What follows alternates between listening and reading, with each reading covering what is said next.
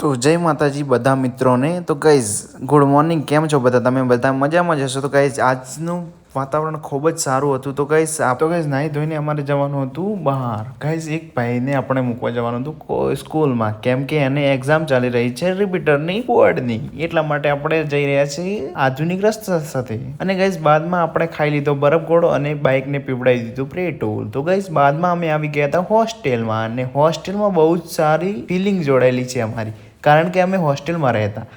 અને ગાઈઝ પેલો અસામાજિક તત્વ જે આપણે તમે ઓળખતા જ હશો,